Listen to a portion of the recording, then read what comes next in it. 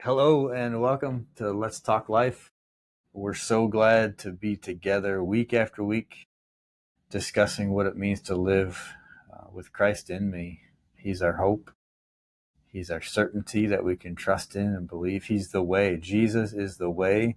He's the truth Yeah. and He's the life. And so interesting to me that Him as the life has really been the missing element in my Wow. life.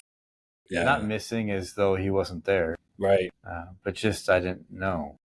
Yeah. Unaware. Right.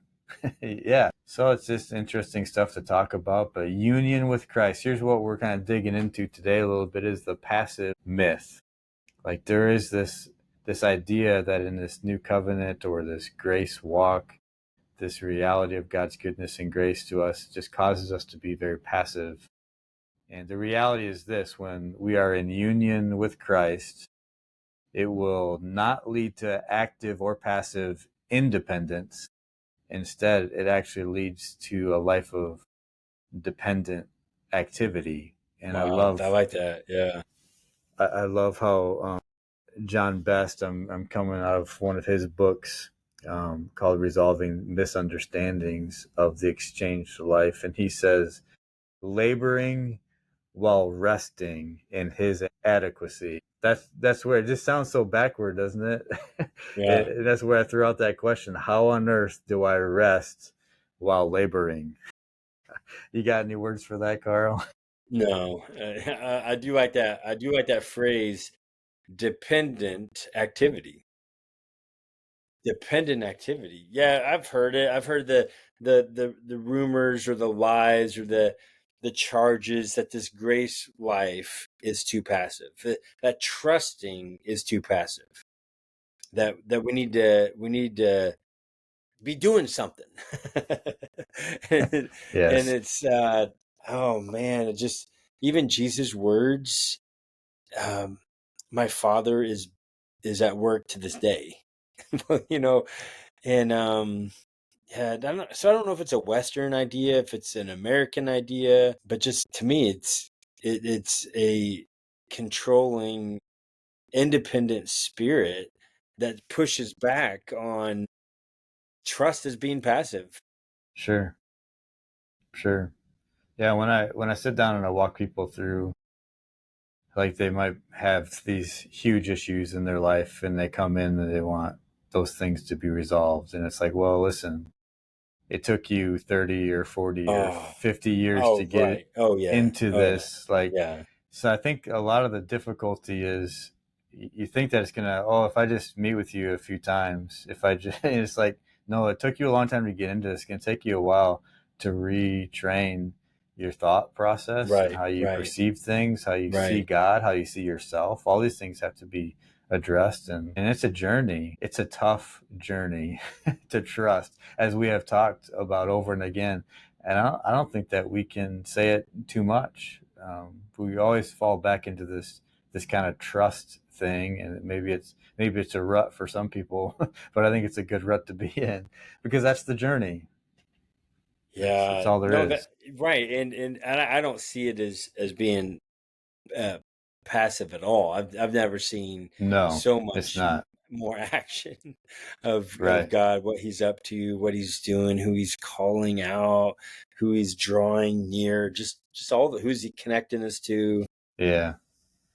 And Yeah. so, I mean, even before we answer that question of laboring while resting, what about the first part of that, active or passive independence? Sure. What do you make of that statement? Active or passive independence? Yeah. So it reminds me, it takes me to a real revelation of the flesh, Yeah. that I can be doing a lot of really good things, but even the good things can be very much still Wow. just flesh. And Yeah. the Right. best way to define flesh is just to say human effort. It's just me doing it Yeah. on my own, which is Yeah. independence. So it can be active or it can be passive, but it's still independence, and that's not faith. That's not trust. It lacks Right. all of that. But it can look really good. Oh yeah, it But can. but guess what? Sometimes fruit is plastic. That is true. Fruit can be plastic. You don't want True. to eat it, but it sure Yep. looks good. Yep. Oh man, that's And so then, true. and then the passive independence, to me, it's like a shot at, okay, well, I'm checked out. I'm going to live in isolation. God hasn't been really good to me, so I'm just going to live independently. So I'm not living independently for God. I'm just actually just being passive, and I'm not actually trusting. And I'm living a passive independence as opposed to an active, let's get things done, do this all. But both are still missing the Yes. dependency on faith, trust in the Right. Father. Totally. We are in union with Christ. And even just thinking about that, like trying to wrap your mind around that idea even is very difficult. Yeah, And then we'll get to Galatians 2:20 maybe today, maybe later.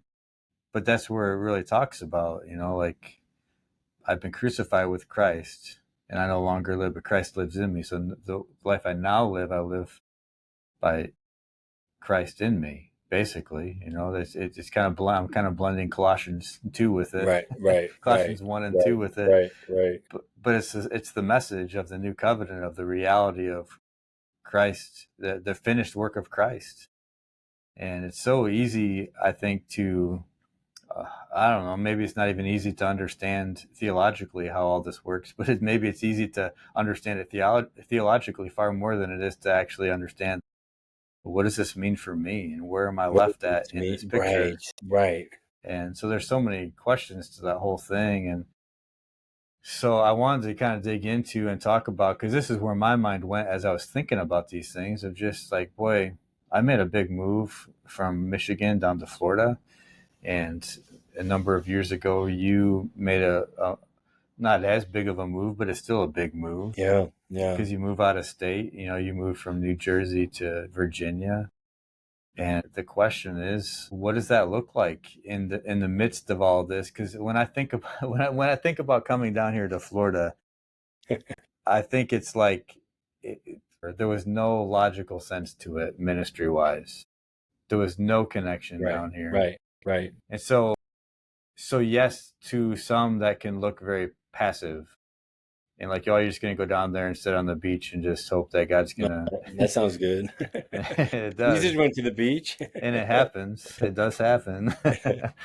And I've done worship things on the beach, and Right, right, so, um, but it's just amazing. Like when I think about this whole journey of being active but not independent, I'm right, instead actually dependent right. on the Father. Yeah, And moving down here, like I said, it didn't make sense. But when right, I look at the right. last year that I've been here, Yeah, it's like I knew I was moving, and a mutual pastor friend of mine connected me to another pastor that's here.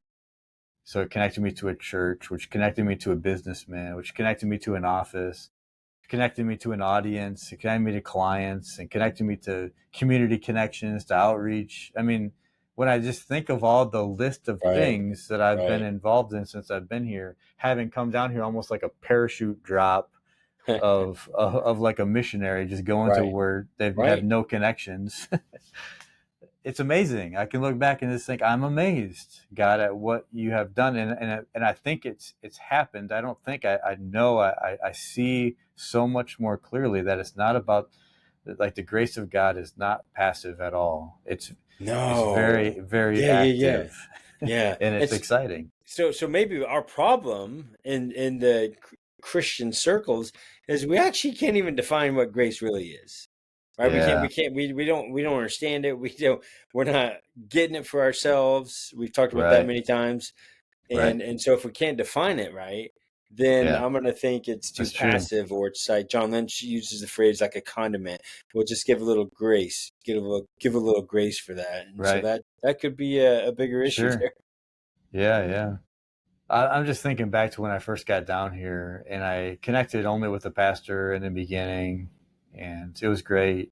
I was excited, and then I was introduced to kind of Venice area, which I've kind of been in a little bit before, just visiting down here. But it's like, boy, God, I don't know. I just feel like this is where things are going to be. And I'm excited about if it is, and I'm excited about if it isn't. But I was kind of just at this place of, I was walking and praying up and down the streets every once in a while, just drive out here and just walk and Yeah. pray. Yeah.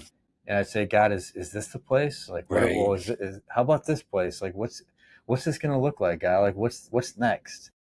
And then a year later, here I am, like in Venice, literally a few minutes from the downtown area where I was just praying. And I'm in an office, and I'm connected to a church that literally meets, and their offices are right below me. And just, it all just blows my mind. Because if it was me trying to put it together, I Right. couldn't have put it together. Right. And so that's how I know. And even when I was like 3 months into being here, stepping into an office, and people like my family were going, what do you already have an office? Like, I can't believe how fast things are moving forward. I'm just like, I don't know. I can't even understand it, except I can Right. understand it Right. because that's just God. Yeah. It's simply just God. And the problem is, this is what we do. Like, going back to the whole kind of American model, so to speak, or the American mindset, is this would be the time for me in that context and that kind of thinking to say, that's the model, folks. This is what you should do. Step in and do these things. Step into a city and start praying up and down the street. It's like, no, it might not work the same for you. you Right. know and Right. this could have been a terrible mistake moving down here. And I would have been okay with that too, Right. because in all of it, God was directing and guiding us to our next step. And Right. so, yeah, it's just interesting. Lots of things that we could chew on in that whole Right. Right. Because subject. you could have moved anywhere. And Right. God would have been in union with you, Yes. living Yeah. those things out. We're so afraid of the Jonah complex that somehow I'm disobeying God if I didn't go somewhere, or if I didn't, Totally. right? With that, Right. and it's like, man, I have a trust that if I actually did something that I didn't see God leading me to, Right. He's gonna He's gonna get me there. He's gonna Right. bring me exactly where I should be. He's gonna Yep. bring, Yep. connect me to exactly who He wants me to connect Sure. with. Yeah, it's funny you bring up the Jonah complex, especially being down here in Florida. I was just out with my family Oh, yesterday oh, at the beach. I yes. don't usually go out very far because it kind of scares me.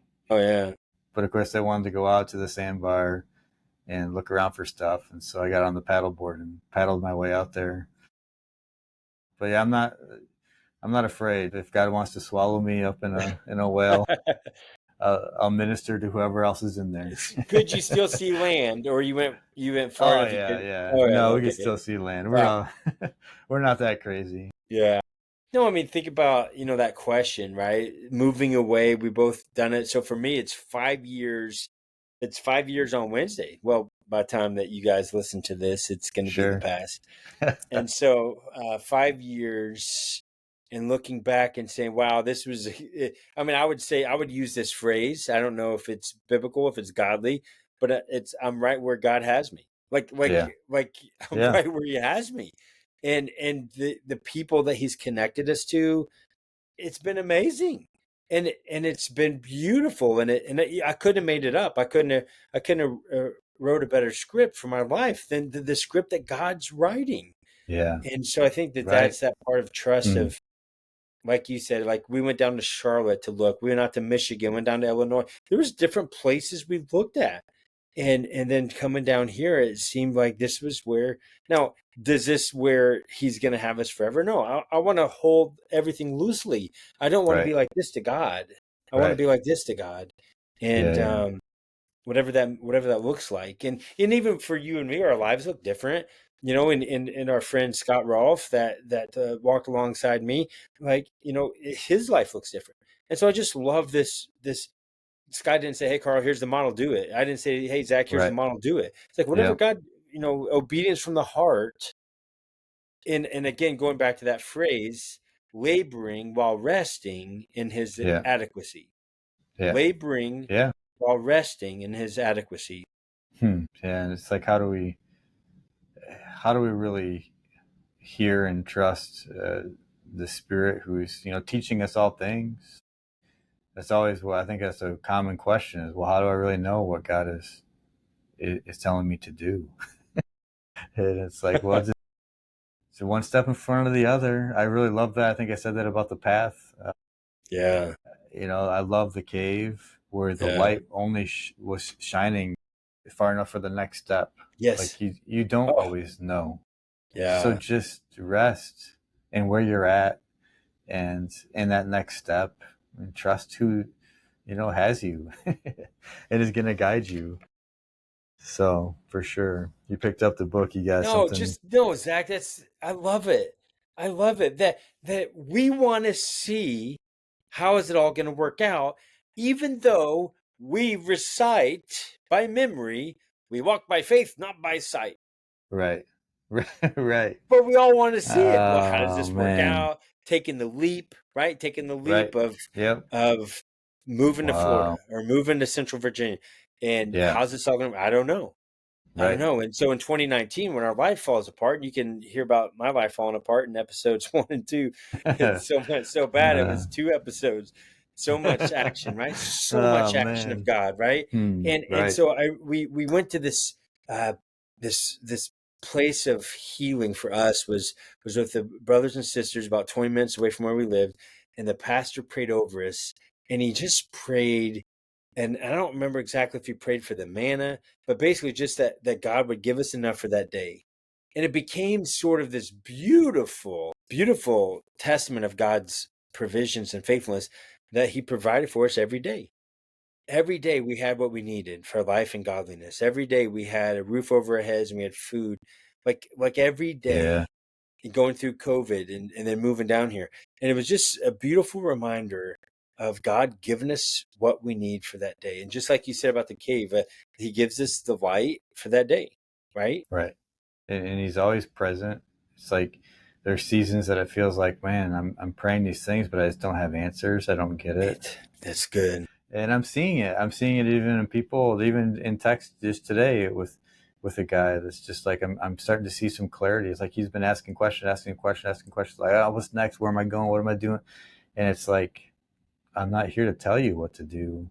I'm here to point you to the one that's going to Yeah. direct your Right. step and Right. trust him.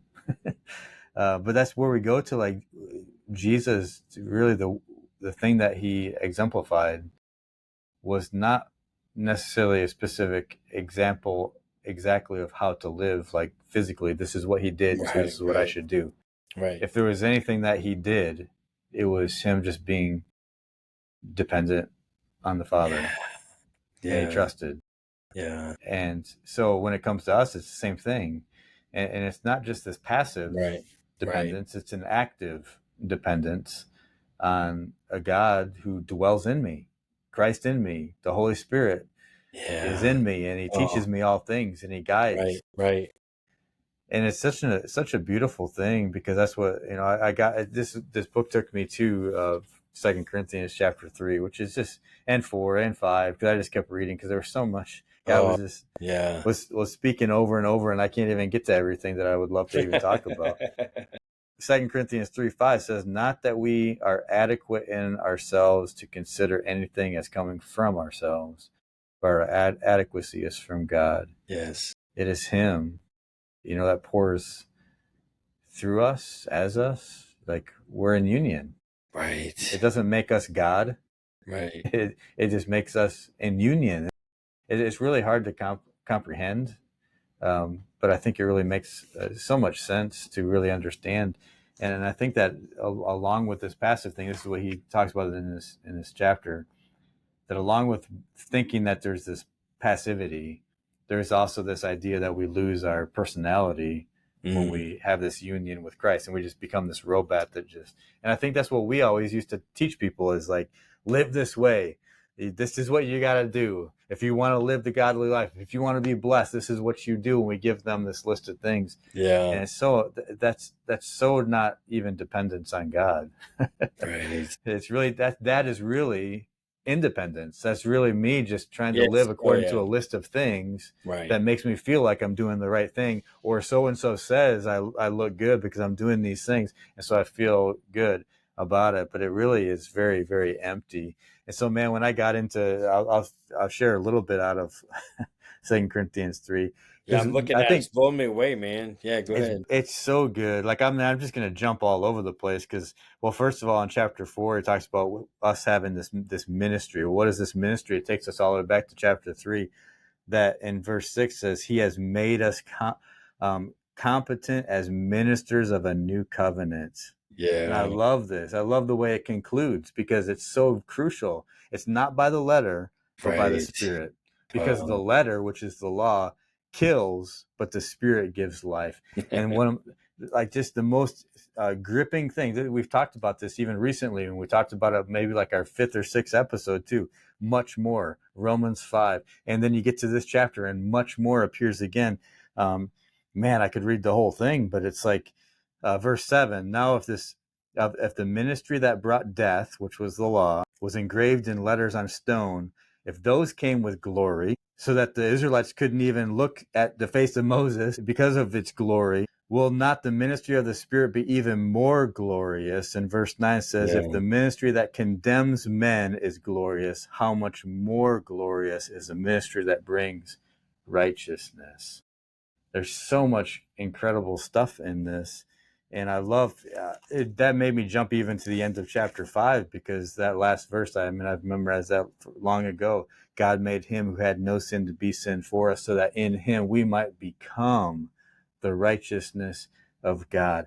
And I've always just kind of associated that with, yeah, just like Abraham, right? It's like, no, not like Abraham. It's different. It's different in the new covenant. It's different under Jesus and his crucifixion and us being crucified with him, that we're not just given this righteousness as this covering or this blessing. It says we are made righteous. And this verse says that we might become the right, righteousness of God. right, And so right. in that trust in him, we become something new.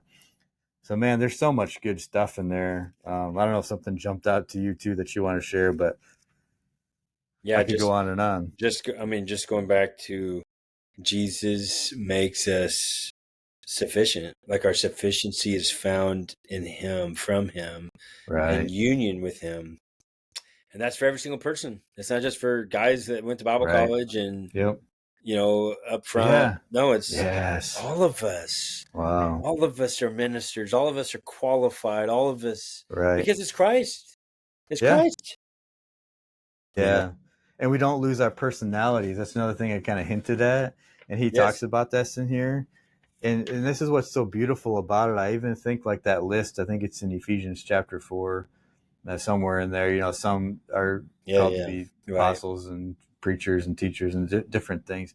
I really am kind of chewing on all that and saying, God, I feel like a lot of that is even just personalities. It's just us living out of who we are. And it's you, God, doing your work through your people, through the Right. church, which Yep. is your people, Yep. the people that Not a trust you and building. know Not a you. building. It's Right. people. It's people. But Yeah. man, God works in us both to motivate us to action. So there is action. It's not passive, but he also enables us to do what we're able to do. And this is how, like Galatians 2:20, I mentioned a little bit. I've been crucified with Christ, and I no longer live, but Christ lives in me. The life which I Yeah. now live in the flesh, I live by faith in the Son of God who loved me and delivered himself up for me. So And good.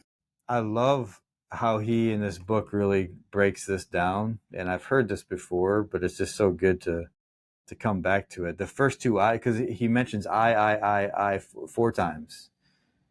And the first two in this passage, I have been crucified with Christ. It's no longer I who live, but Christ lives in me. Yeah. The first two are talking about the old man who Yeah. is dead, who has been crucified. Right. Right. The old Adamic nature, sinful nature man who is now dead. And the next two eyes, which says, and the life which I now live in the flesh, I live by faith in the Son of God. And this is the new man. Like there's in this one verse, there's Right. this great transition of here's the old, now here's the new. Trust in this newness of life. There's this change, and the change is not behavior, not managing my sin, because sin can't be managed. No.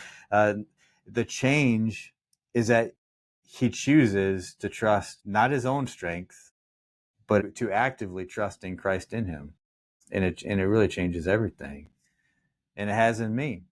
We're walking in the newness of life in which we've already had for all these years, but we didn't know. Yeah. And so thank you, God, that we get to know you intimately. Amen.